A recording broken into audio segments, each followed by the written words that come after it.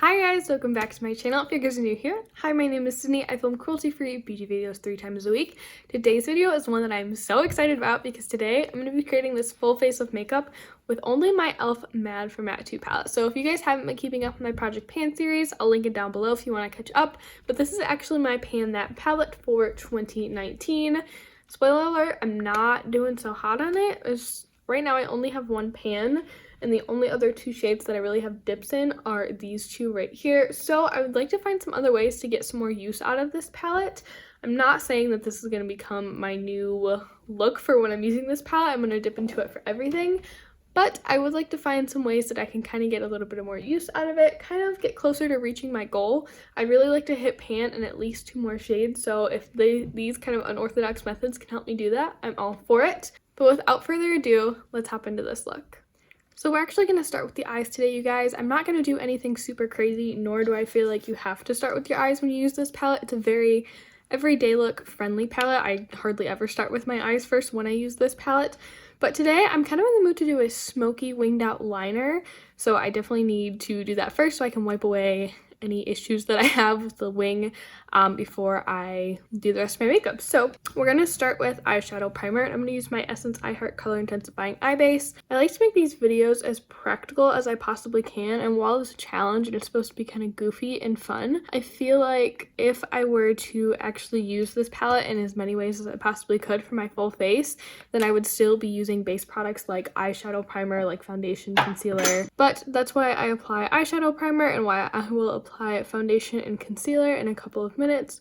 But otherwise, we will be using that palette for my entire face. And I am so excited to do this, you guys. I think it's going to be such a fun challenge. Alright, so we are finally going to dip into the palette of the day, and that is the e.l.f. Mad for Matte 2. And I'm going to dip into this crease shade, or the cream shade, I'm sorry, not crease shade right there. I'm just going to get a little bit on my brush, not too much, and I'm just going to start lightly setting my crease. I am honestly so proud of myself for hitting pan on that shade. I've never really hit pan on an eyeshadow before. So like I said, we're going to keep things pretty simple today. So I'm going to dip into this shade right here. Actually, I'm just going to mix these two shades right here.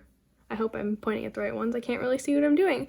I'm just going to take a BH Cosmetics number 7 brush. This one's from the White Marble set. These two shades are my favorite to mix together on just like an everyday basis. They're perfect for just kind of throwing in your crease. And I'm going to start working these into the crease, and I'm also going to blend them down onto my lid a little bit. And then I'm just kind of loading up the flat side of the brush rather than the tip of it with a little bit more product, and I'm just gonna sweep it across the lid. I'm really taking my time with this shade and really blending and buffing it out, up and a little bit above my crease, because I want this to be a relatively smoky look, just kind of really blown out is what I'm going for.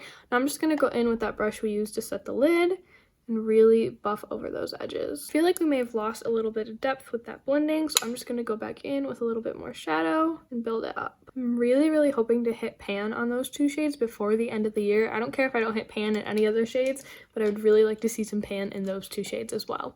So I feel like we've kind of got the crease and the lid built up. So now I would like to start building up the lower lash line a little bit. Let's just go in with the wing first. I've never really tried to do this, so I'm not really sure how it's going to turn out, but I'm excited to try. So we're going to go in with this black shade right here, and I think I'm just going to take that on a flat definer brush. This one is from Kaleido Cosmetics.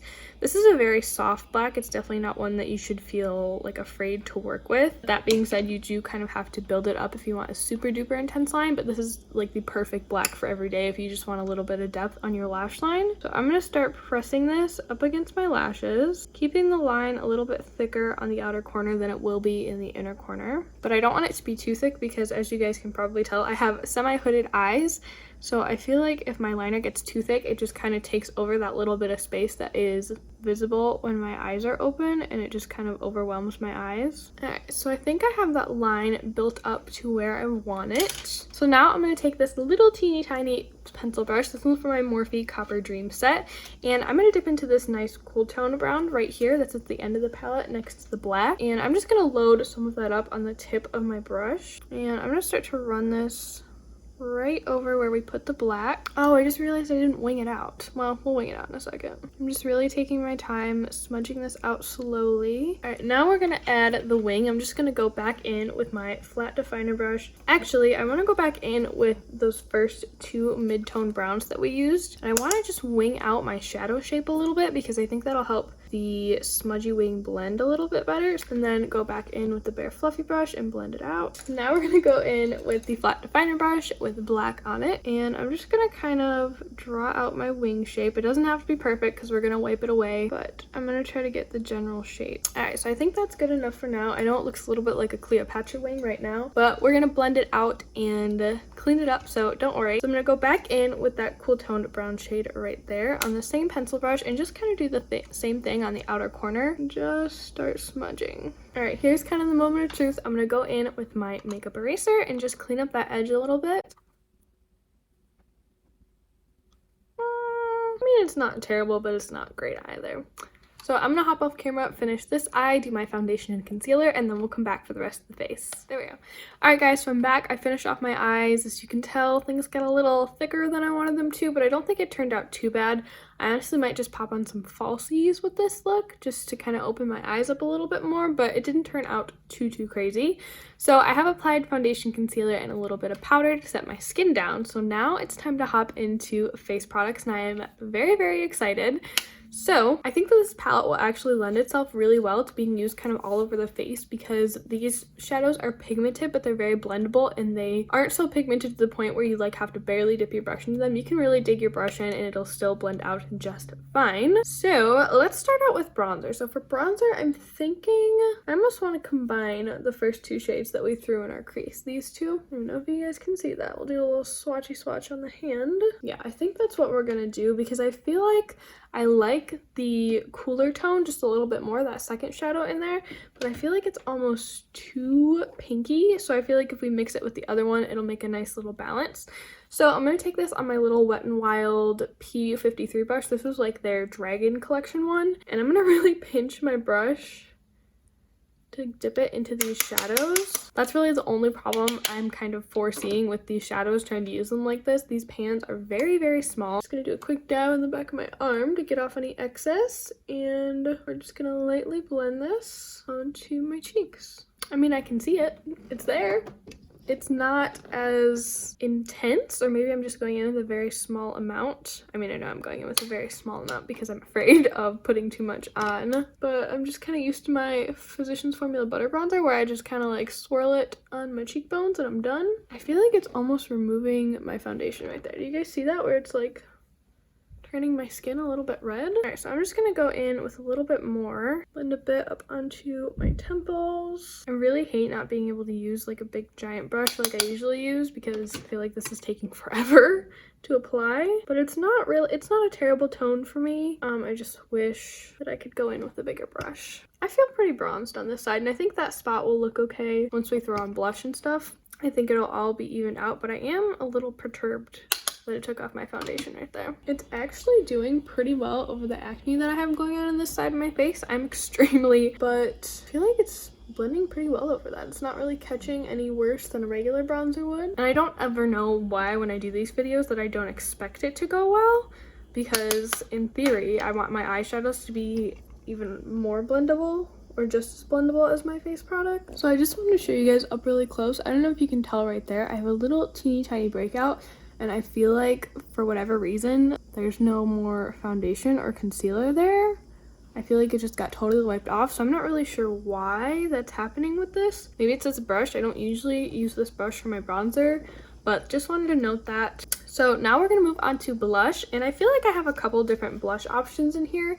The first one would be this kind of peachy shade right here. This is probably the one I'm gonna end up going in with, but there's also this beautiful pink right there. I guess we could even go in with that kind of orangey shade right there. I'm not sure how flattering it would be on my skin tone. So there are those three shades swatched out. I think I'm gonna mix that peachy shade with that deeper pink shade, and I'm gonna try to take this on this brush from BH Cosmetics. It's the number 3 brush from the Rose Quartz set, I believe. And I'm just gonna dip bristles in to both shades, tap off the excess a little bit, and just kind of softly blend it on the cheeks. I'm missing my glowy blush so much, you guys. I've been on a glowy blush kick for good like 6 months now, and any day that I go without one, I'm just like, your face looks so dull and boring. This is a really pretty color though. I did go in a little bit ham, so we'll blend it out in a second. Alright, so to try to blend those out, I'm first going to go in with the bare brush that I used for powder today. This is the Kaleido Cosmetics number 2 brush from the Rose Quartz collection,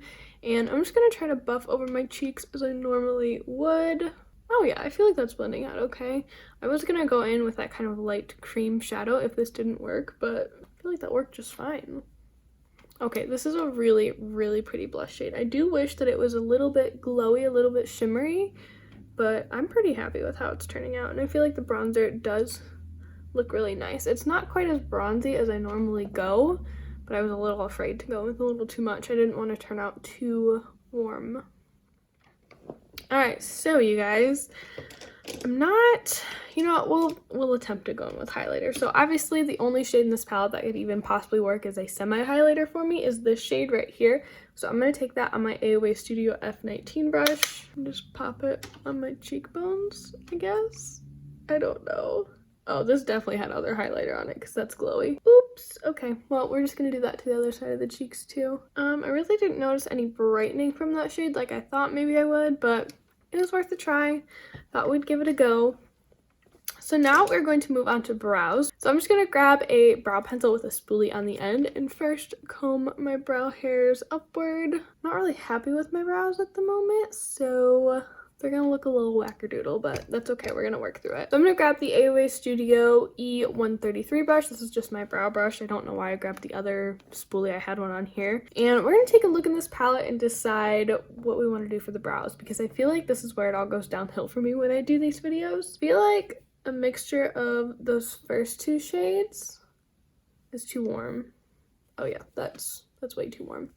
So maybe if we do those ones plus a little bit of this deeper brown. Oh yeah, that looks like a good match, right? So I'm just gonna go in with equal parts of all three of those shades, kind of tap out the excess, and then I'm just gonna start working this into my brows. I think it's maybe a tad more warm toned than my brows. Okay, I feel like they're a little bit warm toned. Really, not too bad. Not too bad at all. I feel like my brows are a little more red toned, like when I look up super close in my little mirror than normal, but I feel like it's really not that bad. This brow got a little out of control. We're just not going to talk about it. I don't want to mess with it more.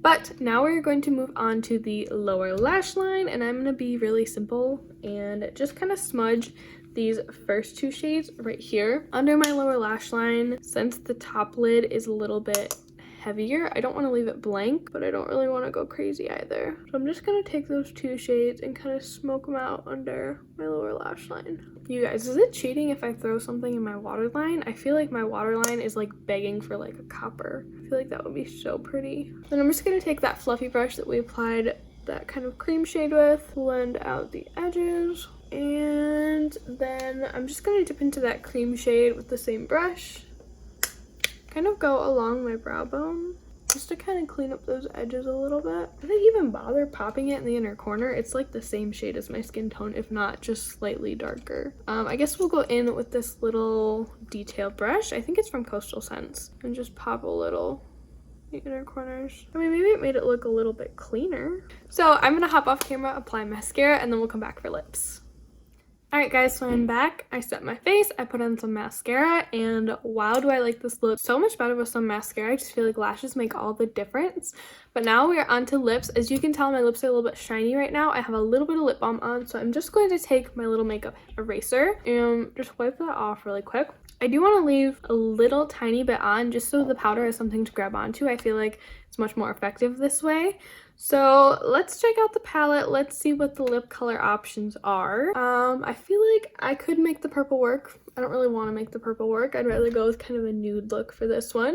So I think I'm going to dip into this pink shade right here. And I found that the best way to do this, I'm trying to think, is the last time that I did this, did I use my finger or did I use a brush? I think I'm just going to use my finger. So I'm just going to take that on my ring finger and start to press it into the lips. Oh.